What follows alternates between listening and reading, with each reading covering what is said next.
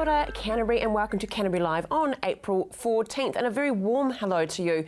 Yes, it is a little bit chippy outside, isn't it? And no white dusting. I was hoping it would open up the curtains and there'd be lovely white snow. Unfortunately not at this point, but our southern cousins have had a bit down there, so I hope you're all rugged up and warm for today's show. Okay, we've got some wonderful sporting events coming up this weekend, and we have some double passes to give away to you. First up though, on Monday night, the mainland Tactics will be versing Adelaide Thunderbirds. Love that name.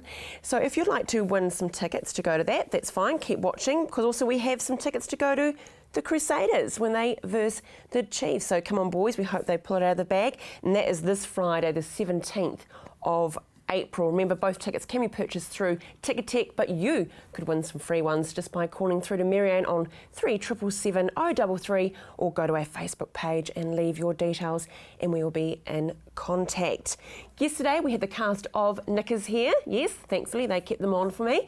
Well, we have tickets, and we have a wonderful winner who is Jason Barclay. He and friends will be going along to enjoy this wonderful performance. On today's show, no, I can't hear her yet, but she will be here. Jane Metcalf from Mainland Dating will be joining me, talking about all things love. We head out to St. Elisa and go through the dementia ward out there, and it's obviously a very apt thing at the moment with the news that Alison Holst has retired because of dementia. And Peter Wasp from Terra Viva joins me, and he's bringing some colour into the studio. But first we head out on location with Nicola Freire from Nourish.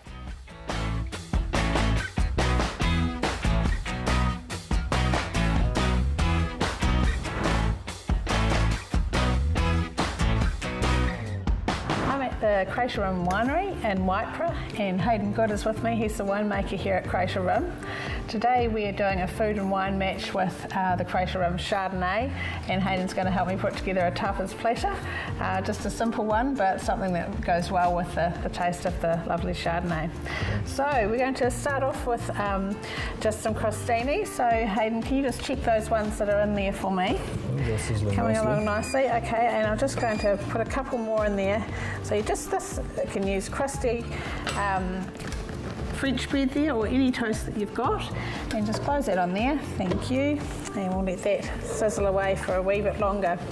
Okay, so the next thing I'm going to put together is the hummus. But while I'm doing that, would you be able to just pop the roast vegetables out on the platter for us? No problem. So in the hummus, we have got chickpeas, some tahini, lemon juice, a little bit of chilli, a bit of salt and pepper, that sort of thing also, and a little bit of cumin. So we're just going to let that spin round for a bit. And I'll add a little bit of olive oil.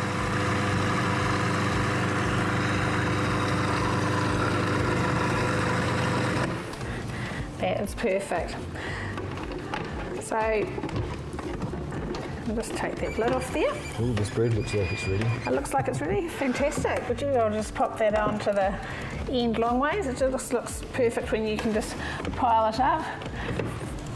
Nothing quite like the smell of lovely, freshly cooked bread. I'm just going to pop that there.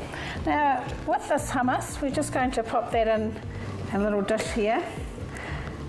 And you can have your hummus a little bit thick or runny, but we are going to put some olive oil and some dukkha on top of that. Just wondering whether you might be able to grab the dukkha for me, Hayden, and you can pop that on. So that just goes at the end here. Just sprinkle it over? Just sprinkle it over.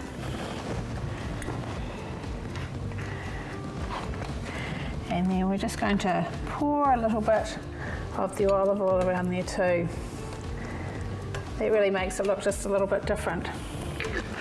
Looks like a tasty platter. So, we have got the crusty bread, the oven roasted vegetables, which we just popped in a roasting dish for about 20 minutes with a little bit of olive oil and salt and pepper, and the dukkha are ready to go. Now, I think we're just going to set ourselves up with the wine, and then we're going to present that. Great.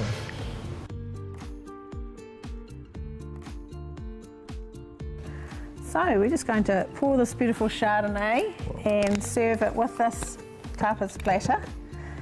So Hayden, the barrels around us, is the Chardonnay oaked in barrels? Yes, we ferment this Chardonnay in oak barrels. So you you will detect a little bit of oakiness on the nose of this wine. Right. And so when you say ferment it, is there a yeast involved there? Yes, so wine is fermented with a yeast called Saccharomyces. Yeah. And we find this naturally in the environment, so we just put the wine into barrel and it starts fermenting spontaneously. Oh. Yeah. Okay, so you don't have to add anything in that way. No, Right. not here at the Crater Rim. Yeah. Oh, and so other wineries would add a Yes, yeast? they do. Yes, Oh, they're okay. quite common to buy it from a shop. Yeah. and add Okay. it. But you just have it naturally here. Yeah, it's great in the atmosphere. Yeah. Okay. Well, let's see if we can smell that oakiness. Yes, That's comes through quite nice. beautiful, doesn't isn't it? Yes.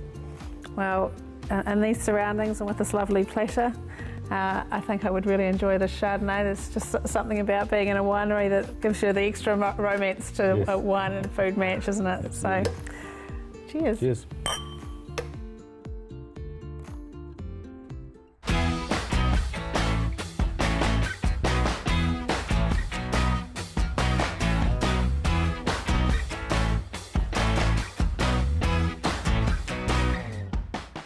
And from the lovely Chardonnay to Peter, joining me now from Terra Viva with beautiful, beautiful colour. Thank you so much. On a dreary day, you've just shown things up here. Well, I thought it was the perfect morning to talk about colour in the winter, because I think at this time of year when it's cold and it's dreary and we get those grey days, it's great to come home at the end of the day and outside your front door here's some pots of colour, or even by the back door. Let's face it, most of us see the back door more than we see the front door. True. So colour, particularly just in some focal points. You don't have to have colour everywhere, but in those focal points, particularly in pots, I think colour is great for brightening up the day. Well, the cyclamen, let's talk about it. I mean, to me, it's a hardy plant. Would that be right? It is pretty tough, actually. Cyclamen originally come from the Greek mountains. They're a little corm that they really like the colder temperatures. So you don't need to have them inside all the time at all. A lot of people keep them too warm. Right. They're much better kept cold. What we do at home, we've got cyclamen pots just outside the back door. If we've got people coming for dinner or something, we just pop them inside, have them inside for a couple of days and then put them back out again, because they love that cool shade. They'll even take a bit of frost if you're growing them in pots outside. They love light shade. Wow. I mean, also, I can smell a fragrance that's coming. Is that the mini? Yeah, those are the mini scented cyclamen, and they're very, very free flowering. They have masses of flowers. They go right through until probably September. Good fragrance, great in a pot en masse. And then we've got the larger cyclamen down there. We sell a lot of those for gifts. They're very spectacular. Once again, just keep them outside, bring them in for special occasions, easy to grow. They don't need a lot of water, just enough to keep them damp. Oh, it's really simple and easy. And what do we have here? Those are a new breed of primrose. They're sort of part of the polyanthus family, really, but they're a new breed. They're a semi-double flower. You'll see that they're quite frilled. They come in a big range of colours. Another great plant to grow in pots. They'll take light shade or they'll take full sun, and they'll flower till about October. Brilliant. So let's talk about the pots then, because we've got some examples here, the terracotta. What's important Yeah. things to remember then about The potting? main thing if you're using terracotta is to use a good quality potting mix, because good potting mix has fertilisers already in it, and they're usually long-term fertilisers. They'll last about 4 months before you have to start feeding anything else to them. Pots are good because you can move them around. So if you want something suddenly by the front door, you just grab the pots from wherever they are and move them to the front door if you've got people coming, and suddenly you've got some nice colour right there. It's a very welcoming thing, pots of colour at the front door. It is actually, isn't it? It definitely sets a stance really before you does, enter a home, yes, which I I think think is so. wonderful. Yes. And also, if you're selling a property as well, a lot of people even in winter are obviously selling their houses, Yes. and they want a bit of that colour Yeah. to invite people. Yeah. It's a bit of an instant Yes. perk up, isn't it? Really. Yes. So back to the cyclamen. How do we actually look after them and care for them, though? Well, as I say, the main thing is to keep them cool. Don't put them in a room that's got fires and heaters going. They get too hot because they're a mountain plant originally. They like the cooler temperatures. So, as I say, just keep them outside. Water them lightly, probably twice a week, and that's all you really need to do. Just bring them in and enjoy them if you've got people there. You just give us a couple of tips about bringing colour into the home in winter. Is there anything else that we could do, that short little quick fixes? For colour inside the house? Yeah. Well, we've got Mother's Day coming up, so of course we'll have lots of things that are for not only for mothers, but they're good for indoor colour. We'll have moth orchids, you know, those lovely Phalaenopsis orchids. There will be a lot of those around. Mother's Day is a big one for houseplants, basically. We sell lots of cyclamen, lots of orchids, lots of peace lilies. Those are those lovely green, bold foliaged plants with the white flower coming out of the top. And of course everything's gift wrapped, so yeah.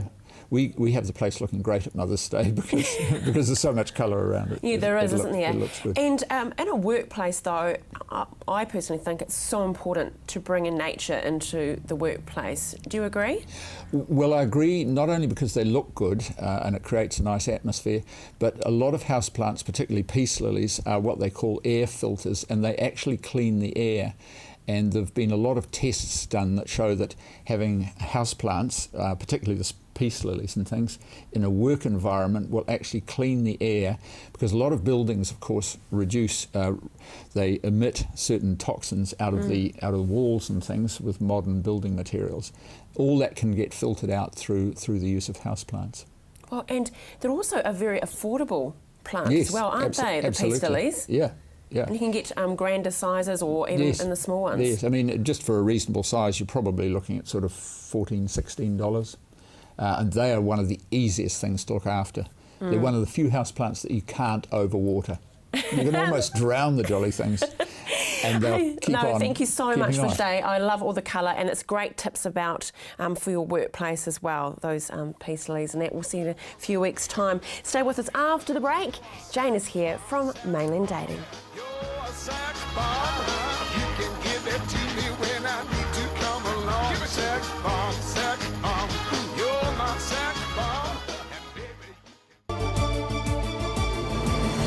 When you need to know what's happening in your region of Canterbury, join me, Chris Lynch, for CTV News First at 5, weeknights from 5, right here on your local channel, CTV.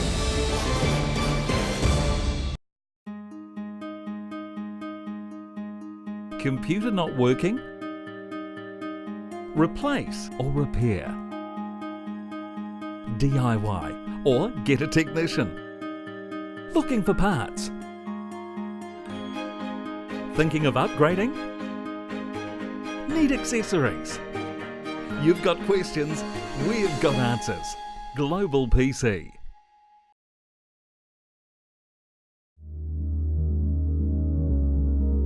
The preparation, the devotion, the fearlessness, the intensity. Runway model management. First impressions are everything.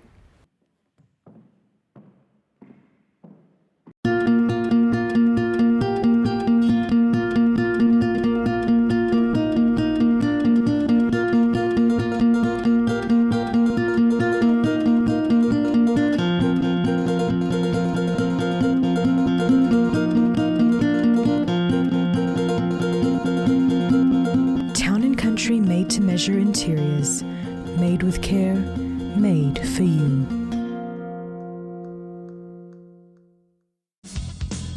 Join Graham Sinclair and the team at Gone Fishing as they bring you great stories, fishing tips and beautiful scenery. Gone Fishing, Friday night at 8:30, right here on CTV. When the moon hits your eye like a big pizza pie, that's amore. It's not cheesy music, it's lovely. It's delightful. It's delightful. Bit of Dean Martin in the morning, things couldn't be better. How are you, Jane, my friend? I'm very well, thanks, Andrea. Now, you're rock and rolling last night. What love connections were you making? I was making some little love connections with a group that were 28 to 42, and so people in their 30s, and it was great fun last night because, of course, the hail was coming down, it was wet and miserable outside, but at the speed dating, everyone was having a ball, enjoying meeting some new people, so that was great. Was it? You said hot air on a cold night? That's right. Love it, love it. And tonight, who are you hosting tonight? So tonight I'm running an event for my 54 to 67 year age group, which is always a delight because that's a nice group. They're happy just to meet new people. They understand the concept of having a coffee, so it's a really fun group to do. Yeah. What happens if we've been unlucky in love, or we just haven't found the right one? Yeah. Do you find that women and men, once they're hitting the childbearing time, is it just desperate to find a husband or wife? Oh, listen, you do get those ones coming through, and of course it's tricky because at my event I'm just doing introductions, and so it can be quite hard because you'll have people who are coming along saying, hey, I just want to meet some new friends, but you might have someone who in the back of their mind has got, gosh, how would he or she go as my potential spouse? And so of course that's always going to be a clash, but that's why at my events I take the time to try and pull people back from getting too far ahead and just say, hey, get to know each other, see how you get on. Are we too impatient? It's always tricky, Andrea. There's a lot of people who are impatient. I get a lot of complaints, funnily enough, from ladies coming back to me saying they're going to meet men for coffee, and the men are already ready to say what's next, and the women are just going, hold on, I don't know you, let's just take our time. And so it can be quite interesting that it's tricky in New Zealand. We don't have a great dating culture. And of course, with my service, I'm getting a lot of people that are in their 40s, 50s, 60s. They've come out of a long-term relationship and they've got past their divorce and the kids have gone, and they get to the point where they say, what do I do now? But of course, because we don't know how to date, people are going out for a cup of coffee thinking that might be something. But of course, it's nothing until it does become something. People need to slow down, calm down, and just take the time to enjoy getting to know someone before you're chasing too much to say this is the relationship. I'd love that ring. yeah. Calm down, folks. Calm the farm. Yeah. So how do we date? How do we date? Slowly but surely. It's about taking time to get to know someone, because if you're looking for someone who's going to be your life partner, you've got your life. There's plenty of time. So don't rush to get into something. Just enjoy getting to know them, and enjoy the fact as well that when you get to know someone, you've got to find all their quirks and faults that make them a person that you're going to adore as well. So don't knock them out immediately, because all those little quirks and funny little things that you think, oh my God, can I stand that? Those are the things that you'll grow to love about someone, so that in the future, when you think, yep, this is the relationship for me, those funny little things that were off-putting at the start just become something that you love about that person. But don't we want the perfect man or the perfect woman? Of course we want the perfect man. Of course we want the perfect woman. They do exist if you take the time to get to know them. So don't be looking for the perfection straight away. Get to know them slowly but surely, so that the faults become part of the package where you say, yes, this person is perfect for me. So what do we get wrong then? We're looking for perfection. Bloody fast to judge people. Too fast to say, doesn't suit this, doesn't suit that, must leave them. If we're looking for a list of criteria of 100 things, and the first 3 things that come out are the faults, that people dump them. It's like, for God's sakes, what if they've got 99% other attributes that you're looking for? Just take the time, stay in there, get to know them, so that you can feel comfortable to say, gosh, it doesn't worry me that this guy's got a problem doing that, or this girl does that. All these other things make them the right person for me. So we should enter into that date or that coffee, just the coffee, with an open mind. Absolutely, and after the coffee, why not be willing to go out and have a second coffee?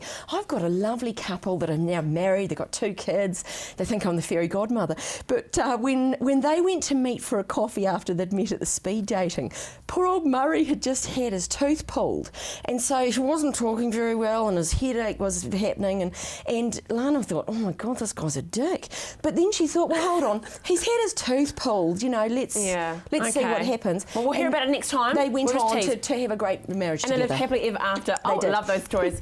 See you in a couple of weeks, my friend. Take care. You'll see her on the Pussycat. Watch for that. Now, stay with us after the break. We head out to St. Elisa. Look at this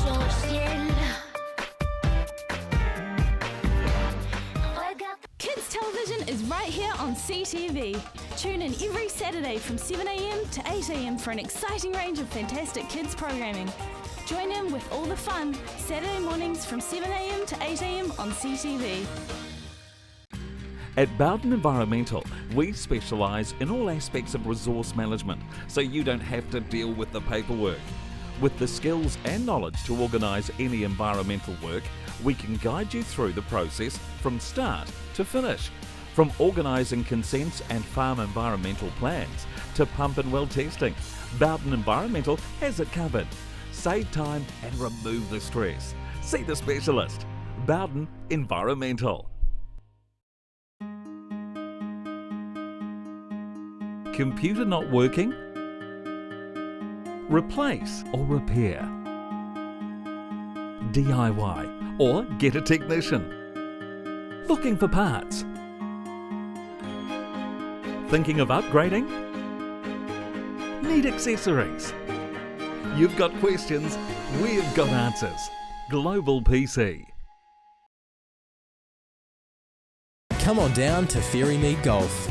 Care for a game of paintball? How about some swings on the old driving range? Or on our par 3 9-hole golf course? Test your skills on the mini golf course or have a go at the airgun shooting range. Then relax at the Wow Cafe with one of our super succulent Wow Burgers. Whether you want to perfect your swing or are looking for a fun family day out, come down to Ferrymead Golf, 50 Ferrymead Park Drive, right next to the Ferrymead Heritage Park. Arts 21 showcases the vast creative talent and minds that are making a name for themselves in Europe and beyond. Think outside the square with Arts 21. Gonna take a sentimental journey. Now we head out to St Elisa to the Dementia Ward, which obviously is very current at the moment with news of Alison Holst and this wonderful movie, Still Alice. Enjoy.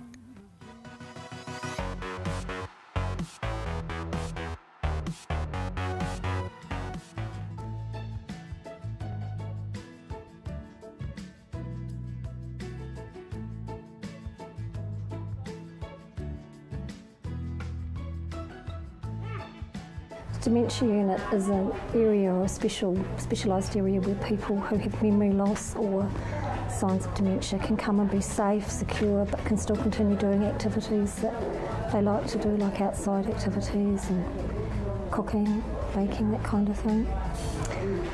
Usually they have an assessment by PMH, so it would be under their recommendation when they come in, but the earlier they come in, quite often the better, because they can settle in and become part of the group and part of what's happening within the group and join in, be part of the culture. We do, you have to have specialist dementia unit standards, which we do within our ACE program. That's part of our national certificate. So once someone comes to work here, they have to start doing their dementia training, and they need to do that within the first 6 months of their working in the unit. And there are other programs like Walking in Others' Shoes that's run by the Princess Margaret Hospital, and a lot of the staff are doing that as well, and that's just specialist information on dementia care and what happens. Well, basically we take care of the residents here because they have special needs, because they tend to forget things, that's why they're here. So we assist them with their activities of daily living. We need to have training in how to deal with just challenging behaviour, noticing how their behaviour changes within part of the day, how to help settle them down, how to just talk to them, how to help them with reminiscence and keep them active and keep them working cognitively rather than just letting them lose the skills that they've already got. We just reassure the family that their family members that are here, the residents, we take care of them well. We make sure that we assist them with their needs, because no individual are the same, so they have different needs. So depending on the needs of their family member, we assist them, we help them. So that makes them feel comfortable that their family is here. If any of our residents have accidents or incidents or anything, we ring the family immediately, we let them know what's happening, we reassure them as well. And then we continue letting them know as the days go on what's happening. But yeah, we always notify families of any changes in the person, any any incidents that have happened. They can visit any time. We have one family member who visits at 7 o'clock every night and reads to his wife. To any time, because people work shift work. So, and when they visit, they don't normally just visit their relative. They get quite involved with the other people as well, because we're usually together as a group doing things, so they become quite known to each other, which is nice. They have photos of their families, their loved ones, their friends.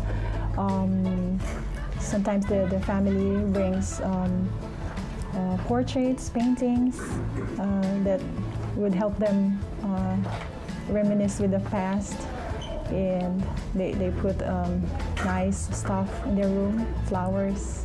So we don't necessarily have typical days, but the residents have breakfast anywhere from 7 to 9. We don't pull them out of bed. They go to bed when they're ready. They have breakfast. We'll have morning tea. Then we usually do the word game from the newspaper and sort of a bit of chat so that we can lead into the day. We have some mornings we have walk groups. We'll go for a walk around the block, and then we have lunch, and then the afternoons it's either an outing or a bowling activity. Once a week we go out for van outings. We may go out into the city. We may go to the beach and have an ice cream. We go to McDonald's quite often, or Burger King. We're going daffodil picking next couple of weeks.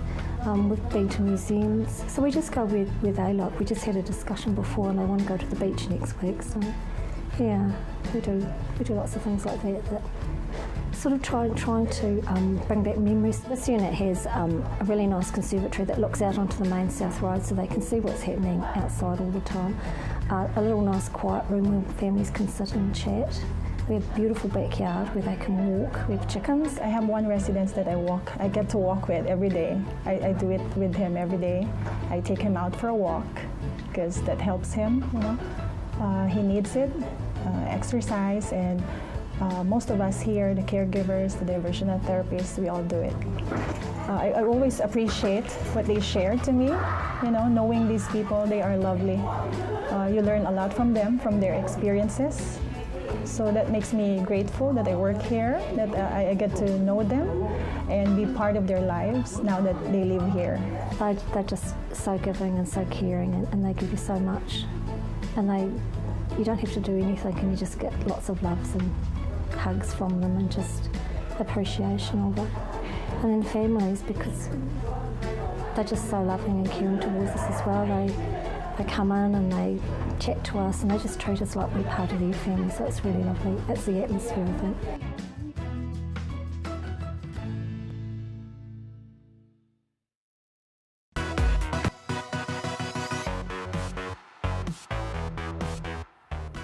And I cannot praise high enough about how amazing those caregivers are at St. Lisa. They are truly, truly angels here on earth. Thank you for joining me today. On tomorrow's show, Phyllis Brown, another angel, joins me, and we meet a karate superstar. See you tomorrow.